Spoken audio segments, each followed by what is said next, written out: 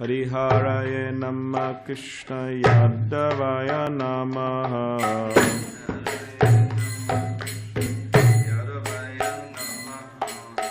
Yadavaya Madhavaya Keshavaya Namaha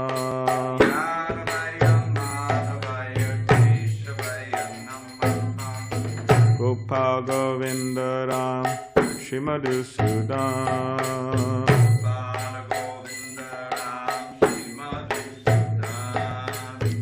Giridhari Gopinath Madana Mohan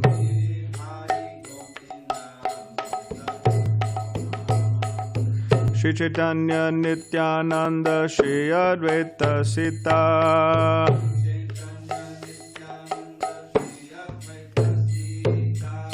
Hari Guru Vaishnava Bhagavata Gita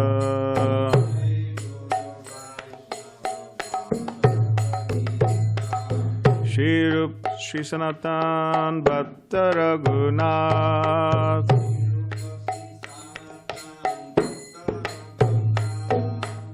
Shri Jiva Gopala Bhatta Dasa Raghunath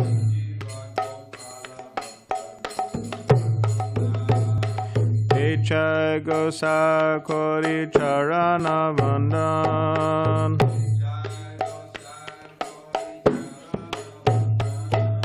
Yaha Hoite Vignanash Avishtaparan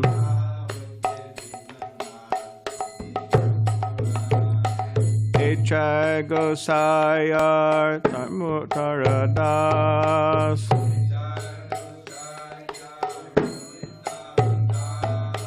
Panshabara Padarenu Mor Panchagras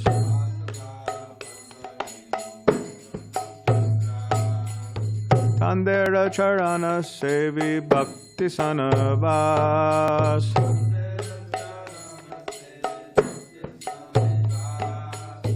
Janame Janame Ho Eya Bilash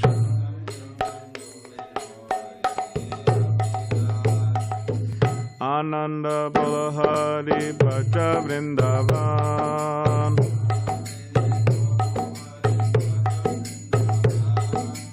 Shri Guru Vaishnava Pada Majya Manan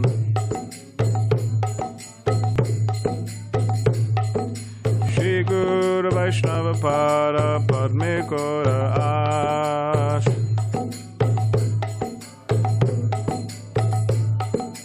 Nama Sankirtana Kohe Narotamadas Hare Krishna Krishna Krishna Hare Hare Hare Rama Rama Rama Hare Hare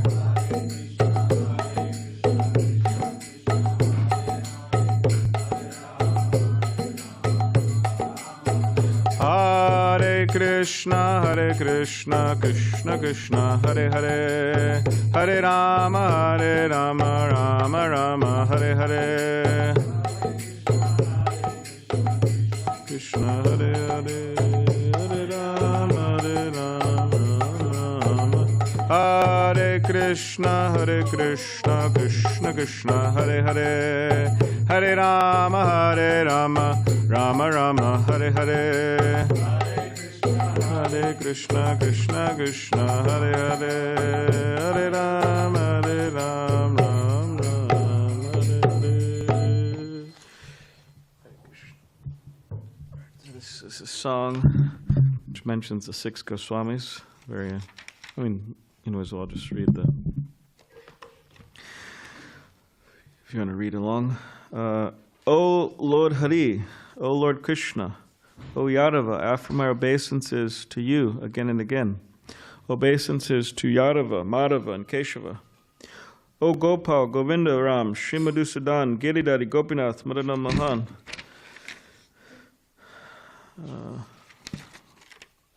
Let's see. All glories to Sri Chaitanya and Nityananda. All glories to Sri Advaitacharya and his consort, Sri Sita Thakurani. All glories to Lord Hari, to the spiritual master, the Vaishnava, Srimad Bhagavatam, and Srimad Bhagavad Gita. All glories to Sri Rupa Goswami, Sri Sanatana Goswami, Sri Raghunath Das Bhatta Goswami, Sri Raghunath Bhatta Goswami, Sri Jiva Goswami, Sri Gopal Bhatta Goswami, and Sri Raghunath Das Goswami. I offer my obeisances to the feet of these 6 Goswamis. Bowing to them destroys all obstacles to devotional service and fulfills all spiritual desires. So this is an important line by Narottam Das Thakur. By offering obeisances to the 6 Goswamis, destroys all obstacles in devotional service. And Brigupati Prabhu, noting this, he's a long-time book distributor for 50 years or something like that, more. And we all know there's obstacles on book distribution. This challenge, that challenge. So noting this, he printed out a picture of the 6 Goswamis, and whenever he's having a difficult time, he looks at that picture of the 6 Goswamis and he prays very intensely for their mercy, for their help. And by doing that, he said it gives him great strength, and he's able to continue. And he brings that laminated picture of the 6 Goswamis every time he goes out and distributes books. So, because it destroys all obstacles, offering obeisances to them, 6 Goswamis, and fulfills all spiritual desires. I am the servant of that person who is a servant of these 6 Goswamis. The dust of their lotus feet is my 5 kinds of foods. This is my desire, that birth after birth I may live with those devotees who serve the lotus feet of these 6 Goswamis. So Srila Prabhupada would quote this many times throughout his books and the purports. Tandera Charana Sevi Bhakti Sanavas. That is my desire, to live with the devotees and to serve the lotus feet of that birth after birth I may live with those devotees who serve the lotus feet of the 6 Goswamis. So it's important. When these 6 Goswamis lived in Vraj, they revealed the lost holy places and explained the eternal pastimes of Radha and Krishna. Just shout the names of Lord Hari in great ecstasy. So if we want to shout, we could shout the names of Hari, right? We could. And worship the transcendental realm of Vrindavan while absorbing your mind in meditation upon the divine lotus feet of the spiritual master and the Vaishnavas. Desiring to serve the lotus feet of Sri Guru and the Vaishnavas, Narottam Das sings this Sankirtan of the holy names of Lord Hari. She could keep that book because later we'll take a look at something else in the book. All right. Om Namo Bhagavate Vasudevaya. Om Namo Bhagavate Vasudevaya.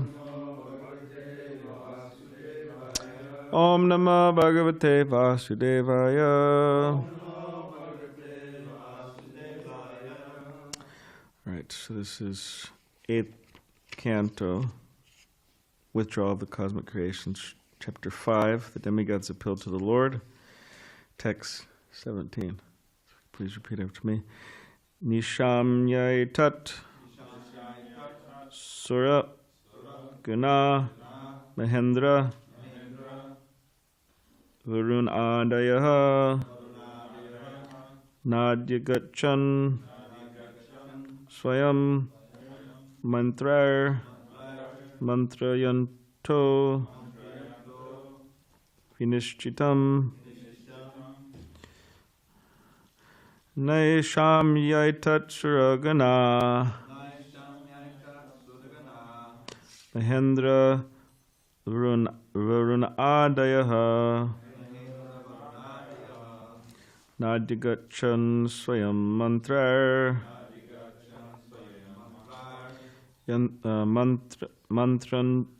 Mantrayanto Vinishchitam. I have a question. Yes.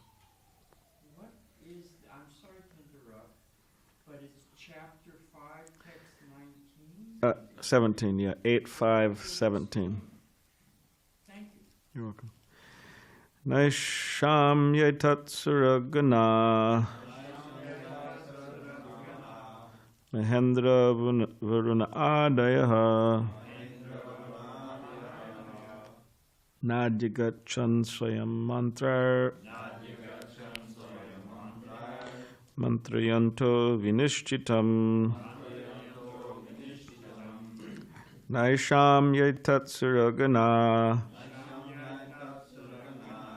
Mahendra Varuna Adayaha Nadyagachan Swayam Mantra Mantrayanto Vinishchitam. Okay, please chant. Nisham Yaitat Saragana Mahendra Varunadaya Narayachan Swayam Mantra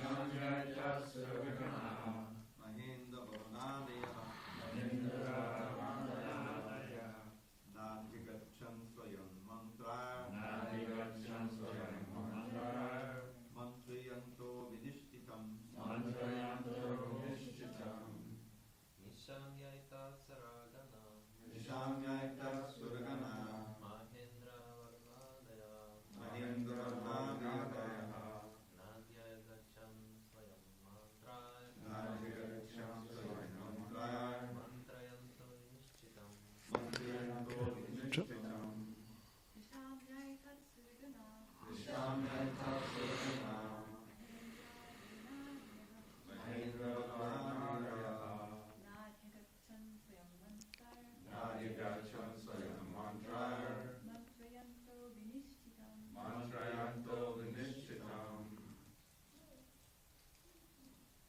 All right. Word by word. Nishamya, hearing. Etat, this incident. Suraganaha, all the demigods. Maha Indra, King Indra. Varuna Adayaha, Varuna and other demigods. Na, not. Adhigachan, reached. Swayam, personally. Mantrayi, by deliberation. Mantrayantaha, discussing. Vinishchitam, a real conclusion. Translation. Lord Indra, Varuna, and the other demigods, seeing their lives in such a state, consulted among themselves, but they could not find any solution. Then all the demigods assembled and went together to the peak of Sumeru mountain. There, in the assembly of Lord Brahma, they fell down to offer Lord Brahma their obeisances, and then they informed him of all the incidents that had taken place. Okay, next. Upon seeing the demigods were bereft of all influence and strength, in that the three worlds were consequently devoid of auspiciousness, and upon seeing that the demigods were in an awkward position, whereas all the demons were flourishing, Lord Brahma, who is above all the demigods and who is most powerful, concentrated his mind on the Supreme Personality of Godhead. Thus being encouraged, he became bright-faced and spoke to the demigods as follows. Purport. After hearing from the demigods the real situation, Lord Brahma was very much concerned because the demons were unnecessarily so powerful. When demons become powerful, the entire world is placed in an awkward position because demons are simply interested in their own sense gratification and not in the welfare of the world. Demigods or devotees, however, are concerned with the welfare of all living beings. Srila Rupa Goswami, for example, left his ministership and went to Vrindavan for the benefit of the entire world. Lokanam hitakarunau. This is the nature of a saintly person or demigod. Even impersonalists think of the welfare of all people. Thus, Brahma was very much concerned at seeing the demons in power. It's interesting how Srila Prabhupada writes, even impersonalists think impersonalists think of the welfare of all people. You don't really hear them say that. I mean, I don't remember hearing them say that, but... They come down, open schools, I see. Yeah. I see. Om Megaditavanda Sagananjana Shalakaya Chakshilan Maditam Meditasma Shigrave Namaha Mukam Kirivachalam Pangamanga Tegrem Yakapitamaham Vande Shigrundi Tanidam Vanshakapti Bishcha Kripasan Bevacha Patitanam Pavani Vil Vaishnave Bionamanaha Jai Shri Krishna Chaitanya Prabhanityananda Shri Advaita Gadadhar Shivasada Gaura Bhakti Vrinda Hare Krishna Krishna Krishna Hare Hare. All right. Hare Krishna. So there's a battle between the demons and the demigods here in the Srimad Bhagavatam, and there's always been a battle. And somehow or other the demigods were struggling in this battle. So they're thinking, okay, what to do? So they went to a higher authority. They went to Lord Brahma. So that's important for us to note, that if we're struggling or we're going through some difficulty, mental difficulty or whatever the obstacle may be, we could go to someone and ask for their advice. And that is one of the benefits of living in a society like the Hare Krishna movement, is that there's so many devotees who have been through a lot and seen a lot. I heard one devotee the other day, he was giving a talk, and he's a senior devotee, and Tamal Krishna Goswami, he said, I could give advice because I've been through a lot. And he said, I've made a lot of mistakes, and I've done a lot of right things, and I've done a lot of wrong things. So I have a balanced. I could give good advice. That's what he was saying. So yeah, we should take advantage of this. This is what's going on here in the Bhagavatam, that the demigods are going to the Lord Brahma, and Lord Brahma, he is going to Krishna. He is taking shelter of Krishna, taking guidance from Krishna. So that's the example. And Srila Prabhupada, and so they go to Lord Brahma. Lord Brahma, he turns to Krishna and he starts meditating on the Supreme Personality of Godhead. And then after that meditation, he becomes encouraged. He becomes bright-faced, and he speaks to the demigods as follows, which will be the next verse. Tomorrow. So if we concentrate on the Supreme Personality of Godhead, we will be encouraged. Or as I was just mentioning, if we meditate on the 6 Goswamis, we'll be encouraged. So if we're ever feeling discouraged in Krishna consciousness, or if we're ever having a hard time, we should just meditate on Krishna, or meditate on the 6 Goswamis, and we will feel encouraged. Or meditate on Srila Prabhupada, we'll feel encouraged. It's also something we could learn. And in the purport, Srila Prabhupada says that the problem with the demons is they're just thinking of themselves, and they don't really care for people. So it's a problem when demons become in charge of countries and so on, because they're just thinking of themselves and they really don't care for others. It's a big problem. And the problem with that is that they could do anything as long as it gratifies their desires, or as long as they get what they want. They could do anything. And Prabhupada brings that up in so many examples. They're willing to kill their close family members and so on, just so they could achieve their goal. But on the other hand, you have the devotees, and the example Srila Prabhupada gives is Srila Rupa Goswami. He left his ministership and went to Vrindavan for the benefit of the entire world. So although Rupa Goswami, he was living life of a Babaji, or a renounced devotee in Vrindavan, a real renounced devotee in Vrindavan, because there's many imitation Rupa Goswamis. Still, he was working for the benefit of the entire world. So we'll just take a look at this song. If you want to, you have your songbooks, page 21. The Shri Shri Shad Goswamashtaka. We won't sing it, but we'll just go through some of these verses where it's glorifying the 6 Goswamis. Srila Prabhupada, when he was speaking to Sridananda Das Goswami, one of his early sannyasis, Srila Prabhupada said, if you want to be because, Maharaj was trying to ask Prabhupada for some advice, because devotees took sannyas, and they're young men. As Sridananda Das Goswami mentions, he said, I took sannyas before my brain fully developed, which is true.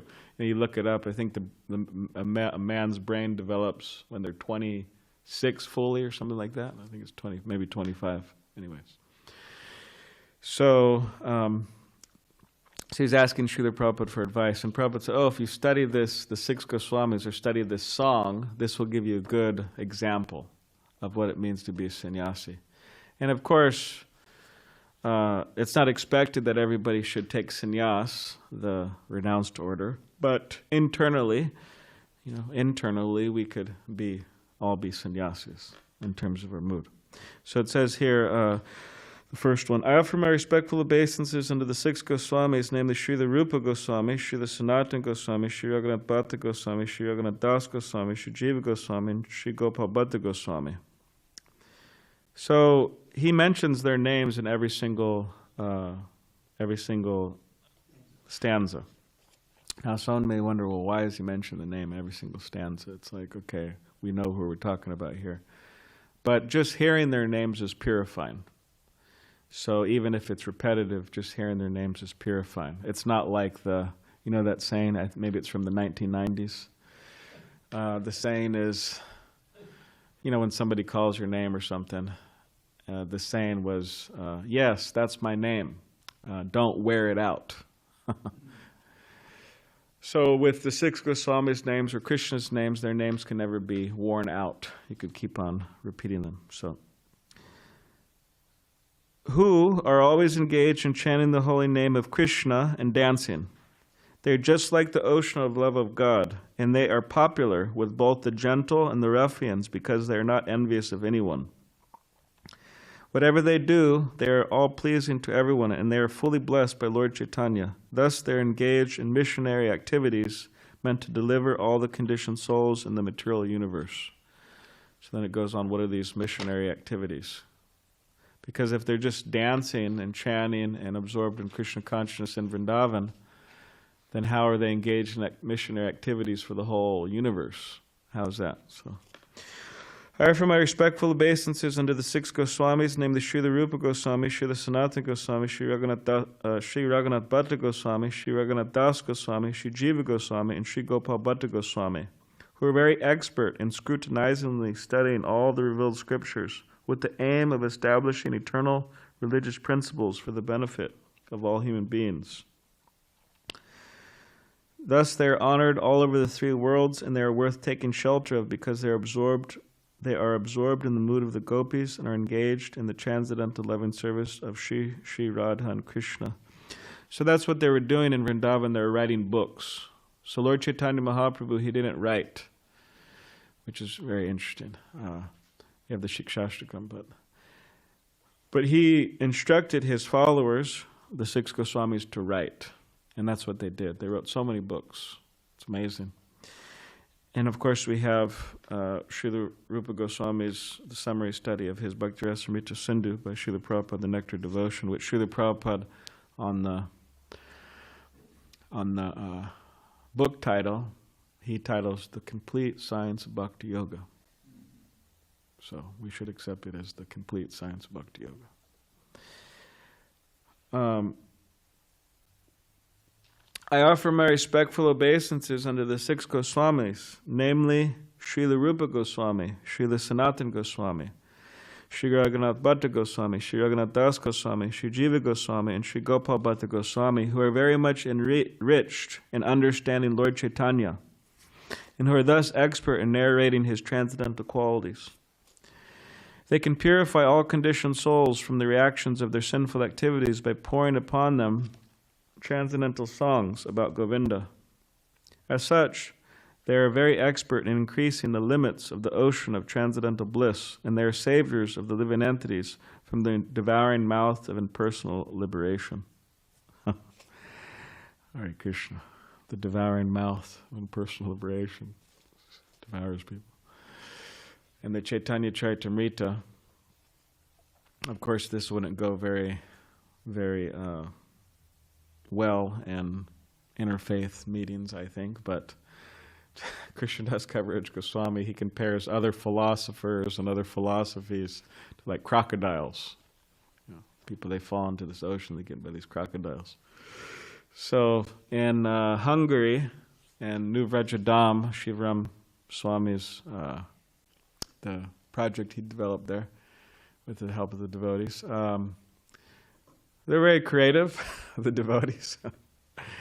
You look at their temple room, it's quite amazing what they've done, artwork and so on, and also with the deity worship, very artistic. So one year in Srila Prabhupada's Vyasa Puja celebration, what they did is they created a boat around Srila Prabhupada. And on that boat, there were ISKCON members there. ISKCON member leaders there. You could see leaders there on that boat and other devotees. And the idea is that Srila Prabhupada's the captain of the boat crossing the ocean of material existence. So then they also had like an ocean there below, and they had these crocodiles there. And it had different names, you know, different philosophers, different philosophies, like Krishnadas Goswami, Kaviraj Goswami mentions. And then you have a rope. There was a rope that was going from the boat to Srimati Radharani's lotus hand.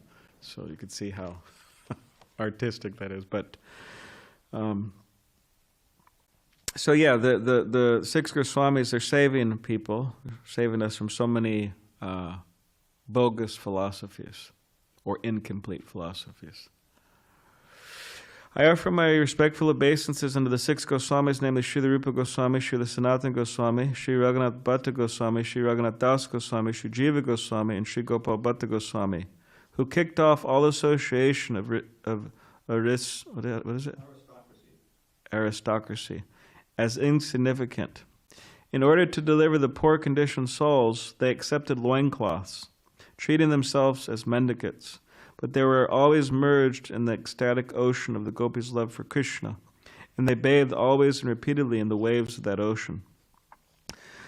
I offer my respectful obeisances unto the six Goswamis, namely Srila Rupa Goswami, Srila Sanatana Goswami, Sri Raghunath Bhatta Goswami, Sri Raghunath Das Goswami, Sri Jiva Goswami, and Sri Gopal Bhatta Goswami, who are always engaged in intensely worshipping Sri Sri Radha and Krishna in the transcendental land of Vrindavan, which is filled with peacocks and flocks of cooing swans, cuckoos and cranes. In Vrindavan, there are also beautiful trees full of fruits and flowers, and having roots inlaid with all valuable jewels. With great delight, the Goswamis bestow upon the living entities the boon of the goal of life. I offer my respectful obeisances unto the six Goswamis, namely Srila Rupa Goswami, Srila Sanatana Goswami, Sri Raghunath Bhatta Goswami, Sri Raghunath Das Goswami, Sri Jiva Goswami, and Sri Gopal Bhatta Goswami, who are engaged in chanting the holy names of the Lord and bowing down in a scheduled measurement.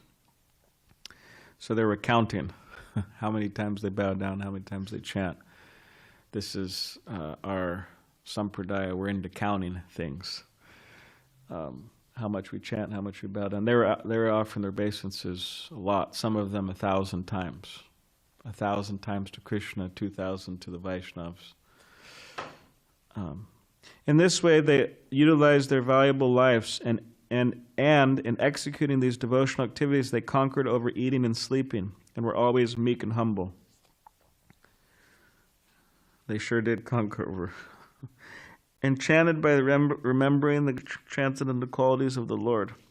I offer my respectful obeisances unto the 6 Goswamis, namely Srila Rupa Goswami, Srila Sanatana Goswami, Sri Raghunath Bhatta Goswami, Sri Raghunath Das Goswami, Sri Jiva Goswami, and Sri Gopal Bhatta Goswami, who were sometimes on the bank of the Radha Kund lake, sometimes on the shores of the Yamuna, and sometimes in Vangshivat.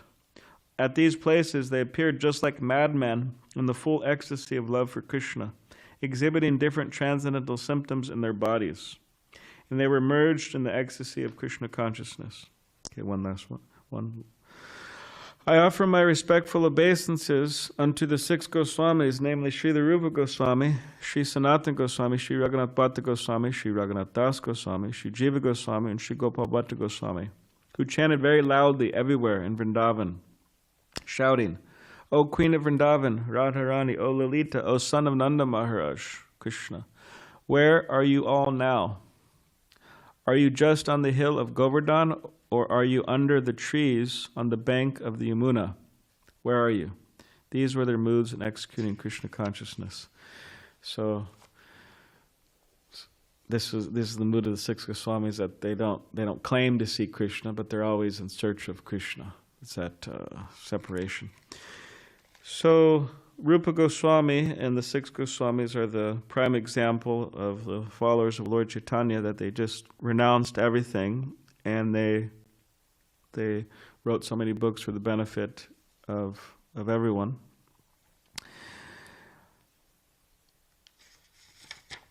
And as far as possible, we should try to follow their example. Even if it's some small way, we should try to follow their example. And always know that if there are any obstacles in our lives, we should just meditate on them and pray to them. Because by meditating and praying to the 6 Goswamis, all obstacles are destroyed. That's what Narottam Das Thakur says. And Narottam Das Thakur, do you think he's some type of joker?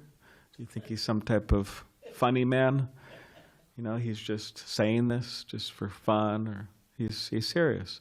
That all obstacles are destroyed and all spiritual desires are fulfilled. So we should have faith in that and do that. All right. Does anybody have any question or comment? Hare Krishna. Yes. Well, I was thinking just now. Thanks. That, I pray to them. When I'm in a pinch, Yeah. I'll think, hey, I'll pray to the Goswamis. Yeah. And, that clouds don't go away and the birds don't start chirping. I'm still here struggling away. So what does it mean? Well, it means that, like Govardhan, I think he quoted someone the other day that he saw someone, there's a tattoo on their arm, it said, some quote that said, do not pray to God for an easy life, but pray to God for the strength to undergo difficulties. So there are obstacles, but if one is strong, if one has strength, they'll be able to go through them and be successful. But if one's not strong, then they won't be able to go through them. So it's not that they'll disappear, so to speak, but one will have the strength to go through them. And ultimately that will be to their benefit, as Srila Bhaktisiddhanta Saraswati Thakur says. He has a quote, he says, those who are favored by God, I know this might not be a popular one, but those who are favored by God will find their path set by thorns. Interesting. Because as we were mentioning the other day, if everything's comfortable and good, then the souls in this world, they tend to forget Krishna, like completely. It's one of the problems with with America, sometimes people, they feel, of course things are shaking, but they feel everything's so good, and then there's, okay, we'll forget about God. So anyways, those are some points. Yeah. Yeah, that's good. That's helpful.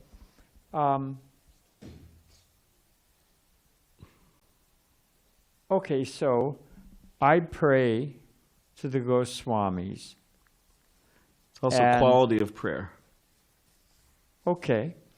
And I don't expect that everything's going to clear up right away, because it may be good for me. Mm-hmm. But it's nice to have a little encouragement.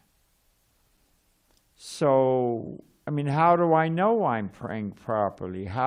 If I don't have some, and I'm just thinking out loud, if I don't have some kind of confirmation or certainty, if I pray for a Cadillac and I get it, well, that prayer worked. But if I pray for, excuse the example, a Cadillac, but I don't expect to get it, then what's the use of prayer? Even in a Vedic mantra, they sacrifice the cow to make sure the cow comes out fresh, an old cow, and they get a fresh cow. It proves that the mantra is working. Mm-hmm. So where's my confirmation? Where's my reciprocation? How do I know I'm not just wasting my time, or my heart is full of dirt and therefore there's no quality of utterance? Yeah. All right. Well, one thing is, like in the Bhagavatam earlier, in the Bhagavatam in the first canto, what's that? Vasudeve Bhagavati Bhakti Yoga Prayojitaha. That by engaging in devotional service, automatically knowledge develops. And knowledge just doesn't mean like we mentioned the other day, there's like theoretical knowledge of knowing so many shlokas, but knowledge also means, as you've mentioned a number of times, Tamal Krishna Goswami, he met with some big professor here in America, and he asked him, "Did you read Bhagavad Gita?" Sanskrit professor, whatever. And the professor said, "Of course I read Bhagavad Gita." And then Maharaj said, "Did you understand Bhagavad Gita?" "Of course I understood Bhagavad Gita." And then Maharaj said, "Well, what are you going to do about it?" Another person was like, "Do? What do you mean do?" So like it wasn't seen as a call to action to change your consciousness. So part of knowledge is to be able to understand the importance of trying to change for the better, or trying to reawaken our lost consciousness, acting on that knowledge, in other words. So that awakens, and also detachment from material things that causes suffering. That's also there. So when we're praying, then that manifests knowledge, detachment, and also just general happiness. There might be so many obstacles, just like in Srila Prabhupada's life, there were so many obstacles. Before he came to America, there was obstacles. After he came to America, there was obstacles. Ravindra Swarup Prabhu mentions how, we all know Srila Prabhupada wrote like 7,000 letters, a lot of them after starting the movement. And somehow or other, Ravindra Swarup Prabhu, he got a hold of, because we just see the letters Prabhupada sent. We do not see the letters that Prabhupada received. So somehow or other, Ravindra Swarup Prabhu got a hold of some letters that Prabhupada received. And he was just shocked at like how much difficulties Prabhupada was dealing with. It was just like inconceivable, really. So we see that Prabhupada went through so many obstacles, but he was ecstatic. He was happy in Krishna consciousness, to say the least. He was. So that's there, that we're feeling that. So we have knowledge, detachment, and the relish in Krishna consciousness. So that's all there. But also, it's important that we think about the quality of the prayer. Like a famous Christian, I think it was Saint Augustine. Yeah, Augustine. He before he became a saint, he was actually a very kind of what a debauchy type of lifestyle. Rich man's son. Yeah, kind of real kind of sensual person. So he had a whole development of becoming St. Augustine, right? But he said for many years he was praying, to God. He was saying, please give me purity, give me chastity. But he was wondering why it wasn't coming, but he was actually realizing that he actually didn't want it. It was just like a external thing. So yeah, there's a quality of prayer is very important, that we really take shelter of Krishna, the six Goswamis. Very good answer. I was thinking of a sutra. After your presentation, I thought, well, hey, here's a summary of it. And St. Augustine said, oh, God, give me celibacy. Yeah. Just not yet. So, but okay, I'm praying. How do I know the prayer is working? I fault the prayer, or I fault God for not delivering. But what I really should be thinking is, hey, what am I doing wrong that it's not working? Yeah. That I'm not feeling it. Yeah. So we should, as you were saying, we should look at our own heart. We should look inside instead of taking the cheap shot of saying, oh, this process doesn't work. Oh, there's no God. No, you got to up your game, buddy. Yeah. Yeah. Thank Yeah, you. that was a nice explanation. Thank you. You have something to Yeah, I was just thinking how, these wonderful prayers that you read. This is a song of HG Goswamis. There's the context, meaning like, well, how come, I sang the song, I don't feel anything, we can just look at how our own Christian consciousness has developed, to whatever degree it has developed. The paramount point is that you have to come into the association of devotees. And those devotees are practicing devotees, and they're, whatever degree, more advanced. They're feeling it. Otherwise, they wouldn't stay around. So in that association, if, the simple thing of, hey, when you come into the temple, you should bow down and Srila Prabhupada, Okay, and here's the prayer for it. What does it mean? Like that.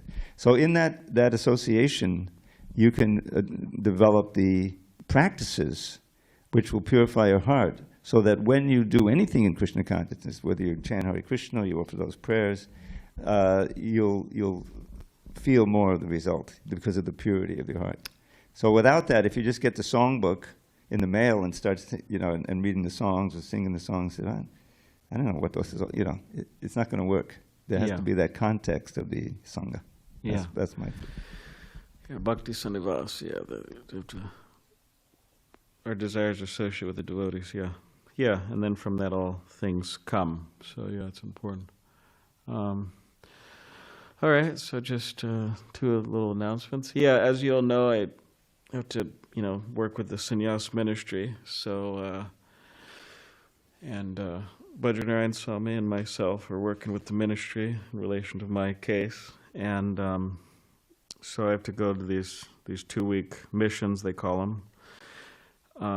And Bhajanarayan Swami, and working with the ministry, they agreed to let me go in the western zone of America, including Honolulu. So I'll be going there tomorrow. And these are 2-week things. So in relation to overseeing of the temple activities and so on, you have Mukunda Charn and Govardhan Das. So if there's any problems, you could go to them. And if they, please cooperate. If they have any problems, they could come to me if there's some problem. Or, of course, there's Bhajanarayan Swami Dravida Prabhu ready to give good advice. Also, we have Jonathan here. Does everybody know Jonathan? He's right here. Jonathan is a really good photographer, actually. And he's been taking a number of photos of the temple activities. So he took a number of good photos for Gaur Purnim. So if you want some good photos, you could ask him. We could send him to Bhajanarayan Swami, Dravida Prabhu, or others. So he's really good. All right. Granted, Srimad Bhagavatam ki jai. Srila Prabhupada ki jai.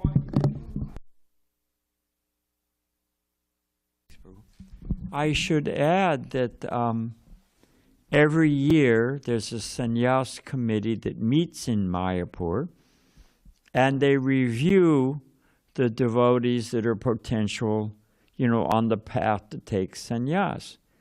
And Balaram is on that path, and they're very happy with they get reports from where you visited, they get, who's your sponsor, how you're doing, and every year they look at that, and they see how the candidate is doing.